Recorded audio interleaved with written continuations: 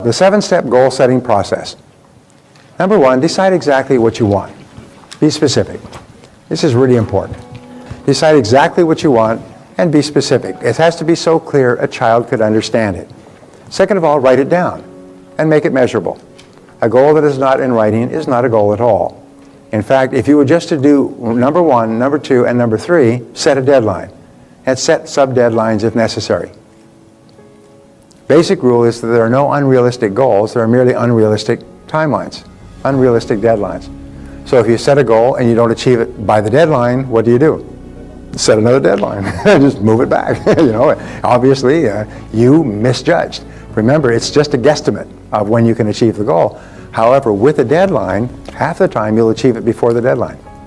Always when I write down a goal, which I do every day, I say I achieved this goal by this date. So in other words, it's achieved anywhere between now and then. I don't say at the date, but by this date or before this date. But by is my favorite word. I achieve it by June 30th, 2011. I achieve it by December 31st, 2011. Achieve this goal by. And if all you did was this, decide what you want, write it down, and set a deadline, it will change your life forever. I've had people who've just staggered at the difference it made in their lives to write these goals down and just set a deadline on them. But that's not enough. Number 4 is to determine the obstacles that you'll have to overcome to achieve the goal. Remember, the question that we ask is, why aren't you already at the goal? If you want to earn twice as much, why aren't you already earning twice as much? What's the reason? What's holding you back? What's the constraint or the obstacle that's stopping you? Now, in 80% of cases, the 80-20 rule applies here. In 80% of cases, the obstacles between you and your goals are inside you. They're internal. They're not on the outside. So the mark of the superior person when they have a problem is they always say, what is it in me that's holding me back? What is it in me that's holding me back? Is it a lack of discipline, lack of time management, lack of a skill, lack of the ability to perform a particular area? What is it in me that's holding me back? And when you start with yourself, 80% of the time you'll say, well, this is my great problem. I have a book called Eat That Frog, which goes 21 great ways to stop procrastinating and get things done faster. It's based on 30 years of research into time management condensed into a little book. How many people have read that book? It's a good book? It's a life. It transforms people's lives because the number one obstacle in many cases is procrastination, and it shows you how to develop the habit of getting on with it and starting your most important task and just getting it done. And when you get into the habit of determining your most important task and then just doing it, your whole life explodes. Because after that, you start to get everything done. And you start to get more and more done. And not only that, you feel happy.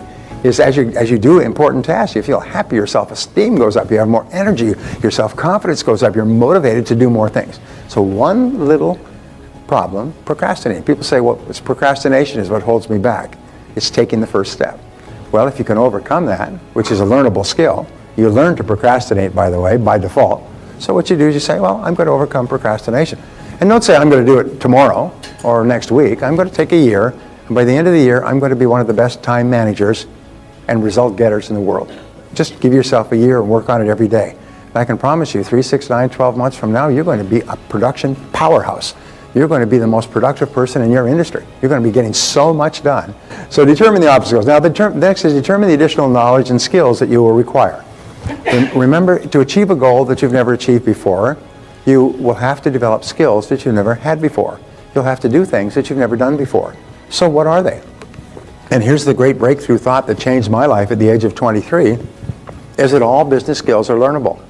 You can learn any skill you need to learn, whether it's prospecting, presenting, closing, hiring, borrowing money, building businesses, marketing. You can learn any skill you need to learn. They're all just learnable skills. They're just laying there. But the point is that you can learn this stuff. Number 6, determine the people whose help and cooperation you will require. Who are they? Whose help and cooperation you will require. And then assemble all these details into a plan, organize the plan, and get started. Now, a plan is merely a list. It's a list of everything that you can think of that you could possibly do to achieve the goal.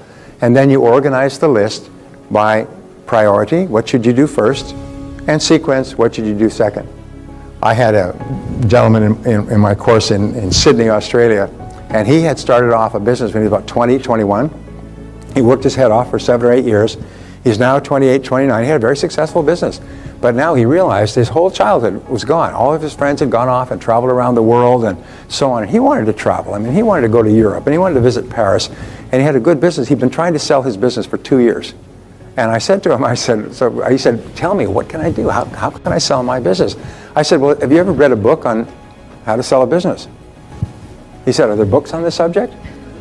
I said, of course, there's thousands and thousands of businesses that are sold every year, and there's experts who help people buy and sell business, and they've written books on it. As a matter of fact, any bookstore has a section in the business section on small businesses, and one of the subjects is how to buy or sell a business. The difference between successful, happy people and unsuccessful, unhappy people is successful, happy people have clear values. They know what's important to them, and they know what's important to them in order. For example, my highest value has always been my family, no matter how hard I work. I never have budged from that. My family always takes precedence over everything else. There's never even a question. No finance, no work, no travel, no anything else. And when you're absolutely clear about what your values are and in order, then it's easy to make decisions because that's what's right or wrong for you. And each person can have their own values as long as they are your true values. Now, how do you tell what your true values are? We could spend a whole afternoon on this, but what do we tell who are true values? Well, how do we tell our true values? Well, the answer, it is only by what you do under pressure. You can always tell what your values truly are by what you do under pressure. When you have to make a choice between one or another, you always choose what is most valuable to you. You always choose what is most important to you. So you can think about when I was under pressure, what did I do? Did I stay at the office all night and miss my child's graduation or football game or recital? Well, then what I proved to myself under pressure was that my job is more important than my family.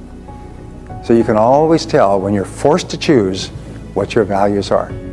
And sometimes by just simply changing your values and saying, no, from now on, I will always make this choice, you become a different person. You become a different person. And when you live consistent with your values, your self-esteem goes up, your self-confidence goes up, your self-image improves, you feel happier, more positive about yourself. A good friend of mine once said that all problems in life can be solved by a return to your values, by going back to what was true for you. The greatest of all human values, of course, is integrity. But what I've learned about integrity is the overarching value that guarantees all the others. Integrity means that you live consistent with all your other values. Is you always tell the truth, you always live in truth, you always speak the truth, and whenever you deviate from your own personal integrity, you'll always feel uncomfortable, frustrated, angry, and so on. So when you go back to the main value in living in truth, for you, you start to feel happy again, and everything starts to flow. So here's the third question, is what would you do, how would you spend your time if you learned today that you only had 6 months left to live? Imagine the doctor came to you with the final assessment and said, you're going to enjoy fabulous health for 180 days, and on the 181st day, because of a terminal illness, you'll drop stone dead. What would you do in your last 5 or 6 months? What would you spend your time on if you only had 6 months left to live? Now this is another values question. This question asks you what is really important to you in life. And you know the old joke is nobody in answering that question would write down, I'd like to spend more time at the office. When you answer this question, there's not a single material goal that appears. No money, no cars, no homes, nothing. When you write the answer to this question, they all have to do with your relationships and with your spiritual development. They have to do with the people that you care about and care about the most. And so it's really important that you be clear that if you only had 6 months to live, what would you do? And I ask these questions of myself all the time, and then I just make sure that I'm living my life in harmony with what my answers are. I'm not going to take a chance of a plane flying into a mountain and saying, darn, I wish I'd known this was going to happen so I could have spent my time differently. So it's really important. And then integrity requires that you live consistent with what you would do if you only had 6 months left to live. And this brings us to question number 4, is imagine you won $20 million tax-free, and at the same time you found that you only had 10 years left to live. This is a great question that comes from Stanford University, by the way, is what would you change or do differently for your last 10 years? Let's say you had to work at something. You couldn't just go and sit and loll around. You had to be busy at something. How would you spend your last 10 years? If you had $20 million. Go ahead, write the first 3 things you can think of. Now here's the point. is this question simply asks is what would you do if you had no fear of failure at all? If you had all the money you needed, so you had no fear of failure at all, you could do anything you want. Many people will write down, I'd quit my job so fast they wouldn't even see me leaving. I mean, and what that means is that you're in the wrong job. If you would quit your current job if you had enough money, which many people would do, it means that you're actually wasting your life, as you're actually stuck in there, and you're probably stuck in there because you don't have enough financial reserves. And so you're caught in a bind, if you're caught in a vice, doing something you dislike because you can't afford to leave it. So when you ask this question, it'll tell you what you really should be doing with your life. You'd start a business, you'd run for public office, you would travel, you'd do things for your family. What would you do if you had $20 million? And that will tell you what you would do if you had no fear of failure at all. It's a great question to ask. As an answer to this is possible for you. It may not be possible tomorrow, but it's possible for you sooner or later. So what you do is you say, well, this is what I would really like to do. If I had all the money I needed, this is what I'd like to do. Now, how can you begin adjusting your life so you do that? People often say, well, I want to start my own business, so I wouldn't have to be answerable to anybody, but I don't have enough money. Well, nobody has any money. There's 1,001 businesses you can start for less than $100. There's a book on the book stands. Go and buy the book. 1,001 businesses you can start for less than $100. You can start a business out of your home with a computer. You can start it with going to scrap meets. You can start it with services. You can start it with what you cannot imagine. So don't say I don't have any money. If you don't have $100, well, okay. So number 5, what have you always wanted to do but been afraid to attempt? What have you always wanted to do but been afraid to attempt? You've admired other people who've done it. You've looked up to other people who've done it. You wished you could do that sort of a thing. Bungee jumping, deep sea diving, starting a business, running for office, writing a book, getting it published, becoming a public speaker, becoming a singer.